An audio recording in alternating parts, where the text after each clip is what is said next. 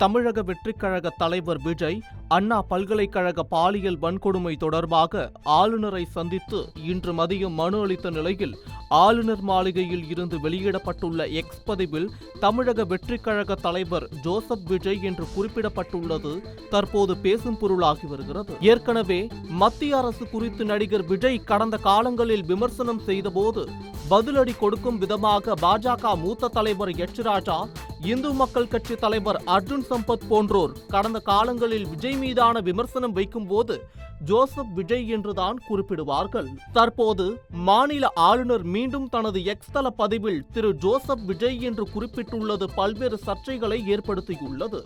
தமிழக வெற்றிக் கழக தலைவர் விஜயின் லெட்டர் பேடில் தமிழக வெற்றிக் கழக தலைவர் விஜய் என்றுதான் குறிப்பிடப்பட்டுள்ளது தவிர ஜோசப் விஜய் என்று குறிப்பிடவில்லை என்பது குறிப்பிடத்தக்கது. இது குறித்து திமுக மாணவரணி தலைவர் ராஜீவ்காந்தி, எது பாசிசம் தெரியுமா மதிப்பிற்குரிய விஜய் அவர்களே, தாங்கள் ஆளுநரிடம் கொடுத்த கடிதத்தில் உங்கள் பெயர் விஜய் என்றுதான் உள்ளது. ஆனால் கமலாலயத்தின் ஒரு பிரிவாக இயங்கும் தமிழ்நாட்டின் ஆளுநர் மாளிகையின் செய்திக்குறிப்பில் உங்கள் பெயர் ஜோசப் விஜய் என்று உள்ளது. இது பாசிசம்.